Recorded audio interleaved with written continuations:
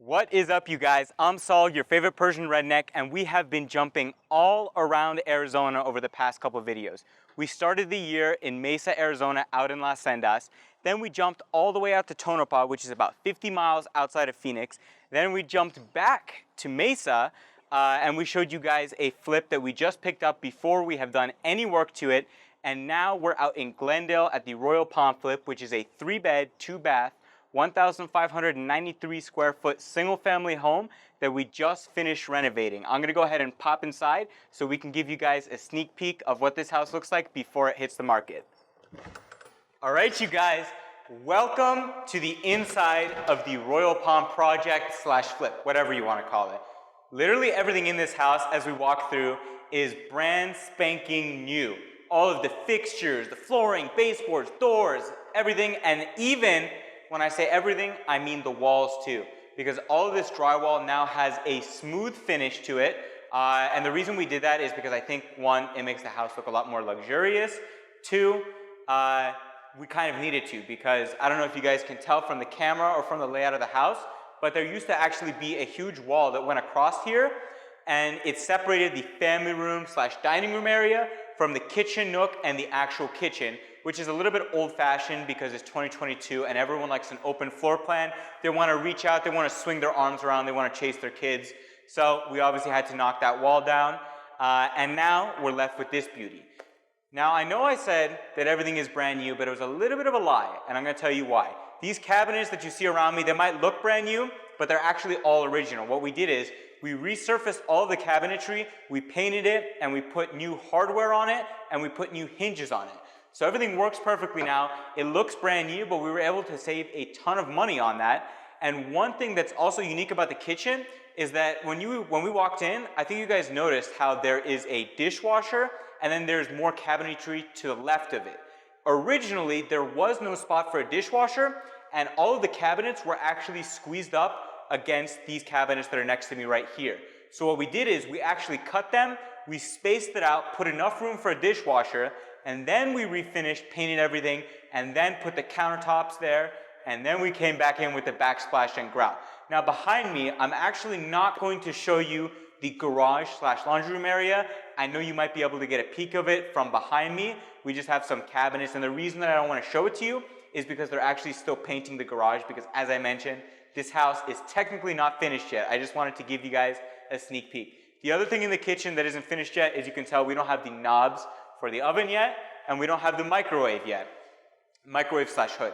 And as you guys know, if you've seen my Las Sendas flip, I kind of have a bad reputation or a bad taste in my mouth from working with appliance companies because I seem to always get screwed. That house we waited 5 months for, which was utterly ridiculous. This house is not nearly as bad because it's actually the fastest flip we have ever done. It's 2.5 weeks from start to finish if we excuse the appliances. Otherwise, it would be 3.5 weeks. Regardless, even if it was 3.5 weeks, it's still an extremely fast time period or time span to be able to flip a house. Because as I mentioned when we walked in, this house is almost 1,600 square feet, and we have an accessory dwelling unit in the backyard. So we did a ton of stuff to this house in such a short period of time, and I hope you guys can appreciate that. As we're walking through here, we're actually in the hallway that takes you to all of the bedrooms and the bathrooms. We have a couple of linen closets, and over here we actually have the first bathroom. We did some really wacky stuff with this house. We went kind of way out there with the flooring that we used for it.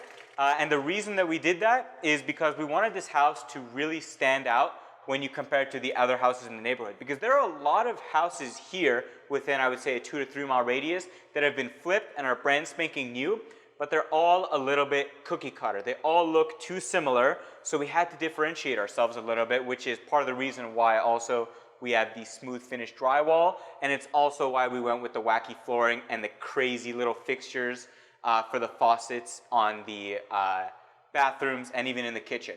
Over here, we have one of the first bedrooms, brand new carpets, brand new ceiling fans, the whole shebang. And as you guys walk down, you'll notice that we have can lights throughout the property, along with all of the new fixtures. So here we actually have the second bedroom. And as you're walking down the hallway, you might have noticed that the cabinetry that you saw in the hall is actually all original as well. It was just resurfaced, refinished, and we put new hinges and new hardware on it. Where I'm standing right now is actually the master bedroom. We didn't do anything crazy in here. We didn't make it bigger because compared to a lot of the comps, it's a very standard size. We actually have the master bathroom, which actually has the same exact design layout as the previous one, except we did the shower a little bit differently because we kind of mixed up the tiles so it kind of invites you into there.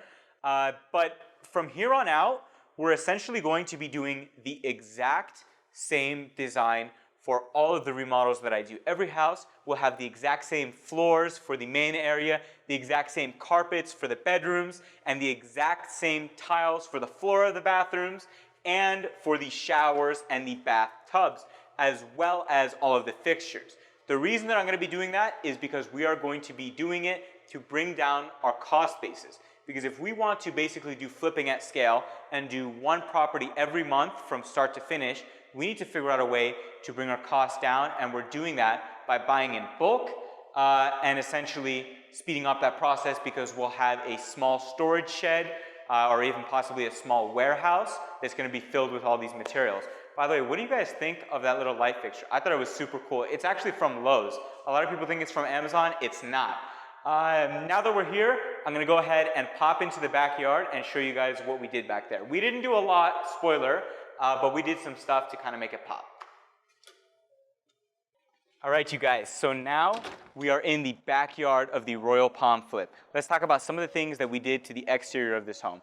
The first thing is we have a white and black, or white and charcoal, as it's called, color scheme for the exterior and the interior of the home. The reason for that is, one, these colors are they're neutral, and they're attractive to everyone. The second reason is because of the cost basis thing. Every house gets the same colors, fixtures, flooring, soft drywall, everything. Everything's identical. And actually, one thing that I didn't mention, on the front of the house, the garage door is brand new, and we actually did some unique things. The first thing is the actual bolts that you see on the top.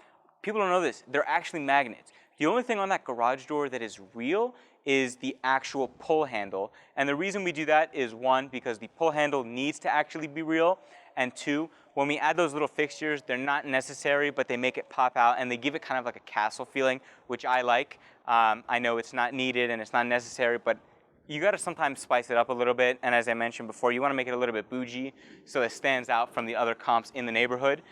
Behind me, we have the accessory dwelling unit, which we still haven't made a decision on as to what we are going to do to finish it.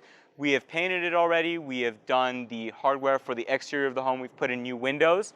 But we want to figure out if I want to have them put in a closet in it and have them counted as sort of like a bedroom situation, or if we should just install mini splits to it and have it set up as like an office space for whoever the new owners are.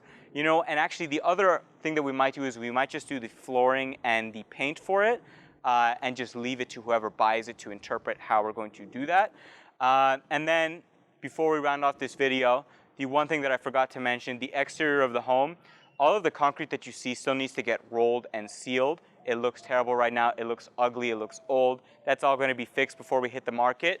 And the other thing is, you'll notice when we were walking out and when we were possibly walking into the home that the doorknobs were absolutely beat to crud. The reason for that is because we replaced all of the locks for the exterior of the home before we actually hit the market, and that just makes it easier on our contractors so they can spray the doors and not have to worry about anything, because we're going to be replacing them with more modern equivalents shortly.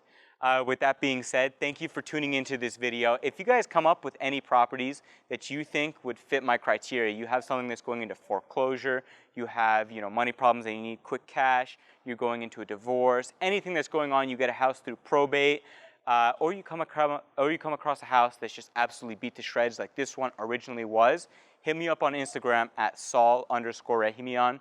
That's SAUL_RAHIMIAN,